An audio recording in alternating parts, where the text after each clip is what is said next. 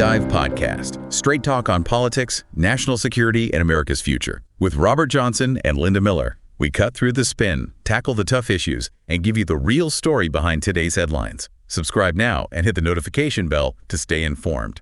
Welcome to the Deep Dive. We gather insights, try to connect the dots, really aiming to help clarify complex topics.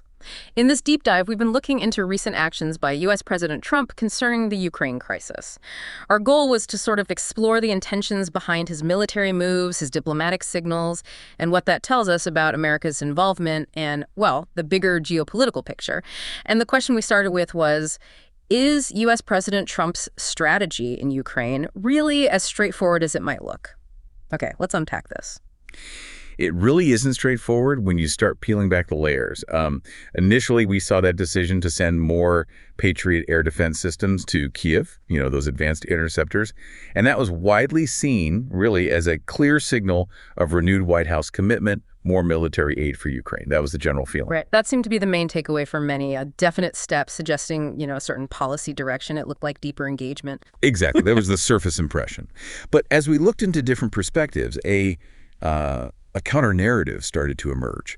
For instance, John Bolton, who was National Security Advisor, he suggested U.S. President Trump is actually more interested in pulling back from the conflict in Ukraine, diplomatically and militarily. Pulling back. Wow. Okay. That's a complete turnaround from that initial perception. What's behind that view? What are the concerns driving it? Well, this view highlights worries about American military spending or the lack of it, and maybe an economic inability to really ramp up military production to meet these kinds of demands. So the idea is maybe U.S. President Trump's actions are less about helping Ukraine more and more about managing maybe a strategic step back, or at least reducing the American footprint. Okay, so let's look at those optimistic interpretations then. We saw people pointing to, three main things. First, him authorizing the Patriot transfer to Kyiv. Second, that reported 50-day deadline given to Russia for a ceasefire. And third, the threat of tariffs, maybe extra sanctions on Moscow if the fighting continued past that date. They sound like strong moves, don't they? They do, absolutely, if you just look at them on their own. But our analysis suggests these points might not really signal a new desire from U.S. President Trump to, actively help Ukraine or get America deeper involved. Instead, it seems these actions really just highlight how frustrated he is with the whole Ukraine-Russia conflict. He seems to see it as Europe's war. So thinking is it's less about committing more American effort and money and much more about finding a way to end or at least reduce America's direct role in it all. I see. So it's less about bolstering Ukraine, perhaps more about U.S. President Trump trying to sort of tie up loose ends from his viewpoint, reduce the entanglement. Precisely. And we should also add those reports about U.S. President Trump planning to send long-range missiles. They haven't actually been confirmed. Plus, while Kiev obviously welcomed the Patriot batteries, our understanding is that this specific deployment is temporary. It's not, a permanent stationing of those vital systems. Okay, this brings us to his broader motivations. U.S. President Trump said on July 15th, and I'm quoting here, "You know whose side I'm on. I'm on the side of humanity." That's a big statement. How does that fit with these more complex readings of his actions? Well, looking at the Patriot decision critically, some perspectives we analyze suggest maybe the most effective thing, especially if there are concerns about American air defense stockpiles, would have been to send the Patriots, yes, but at the same time strongly push Congress to urgently fund making more of them.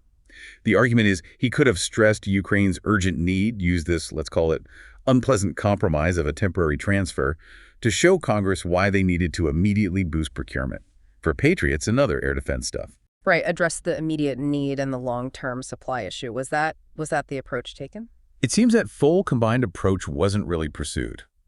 And we see related concerns about military readiness elsewhere too, like the June strikes on Iranian nuclear sites reportedly use up, 14 out of maybe 20 or 30 bunker buster bombs, those special deep penetration ones. That kind of highlights a potential shortage in key munitions, raises questions about inventory, about production capacity. So the perspective we encountered suggests the president acted, defensively, maybe without much enthusiasm, framing the Patriot transfer almost like a good deal financially. Washington makes them, NATO allies pay, then they go to Ukraine. But some analysts see that framing as unwise. It kind of implies financial cost is outweighing the crucial geostrategic benefits for America in supporting Ukraine. Okay, here's where it gets really interesting, I think. When we look at U.S. President Trump's stance on long-term commitments, or what seems like a reluctance there, That really starts to reveal some potentially hidden motives, doesn't it? Absolutely. That perceived hesitation about long-term military aid really underscores those potential underlying motives. But what's fascinating, kind of ironic really, is that even while he seems to be aiming for disengagement, his actions inadvertently highlight how resilient these established military alliances actually are. Partners keep sharing critical assets for key fronts. It shows the alliances function on a deeper level than just, say, top-down commands. It's a testament to their strength. That's a really interesting point. The structures themselves have a kind of inertia, a resilience, even if leadership signals a different direction. And politically, how has this approach played out for U.S. President Trump at home? Well, from what we gather, it hasn't really hurt him. It's been observed that he reportedly hasn't lost political support, not even from Republicans who were previously against sending military aid to Ukraine. So the political dynamics are complex. And what about the money? The military budget itself, that seemed like a major worry in some of the analysis. Yeah, that's a significant concern. Some analysts suggest U.S. President Trump seems to be overlooking what's already seen as a pretty tight military budget. That includes spending planned by Congress out to fiscal year 2026. His own funding requests apparently didn't push for increases, and it was actually Congress that made substantial adjustments upwards. The warning is that without a more forward-looking approach from the president, the military budget in a potential second term could become, as some termed it, a wasteland, which doesn't just mean fewer new weapons, but potentially cuts to R&D, maintenance, things that could really hurt America's edge and readiness down the line. The long-term impact could be serious. Okay, let's turn to that 50-day ultimatum given to Russia. It got a lot of press. But how is that deadline actually read by those watching closely, especially, in the Kremlin? Right, this is where interpretations really diverge. The Kremlin, and quite a few analysts watching this, reportedly didn't see it as a strict deadline at all. They apparently saw it more like a green light for Russia to just keep attacking Ukraine without interruption, right up until day 49. And indications are that's pretty much what's been happening on the ground. And the possibility of Russia opening another front, that still seems quite likely. So a very different outcome than ultimatum might suggest. A green light. Wow. So less a stop sign, more a countdown clock for continued attacks. That's certainly a cynical reading, but based on what evidence? Well, the continued Russian military operations without any apparent slowdown seem to support that interpretation. Plus, we've seen indications that Russian President Putin isn't just, passively waiting. He's reportedly trying to play on U.S. President Trump's other priorities, offering help, for instance, in getting an American-Iranian nuclear deal done, which is known to be important for the White House.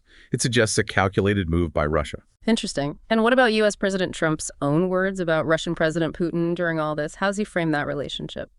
The president has said he's supposedly disappointed with Russian President Putin. Yeah. But he also made a point of saying, and this is a quote, he's not finished with him, which, leaves the door open for future talks, future deals, even while expressing some current displeasure.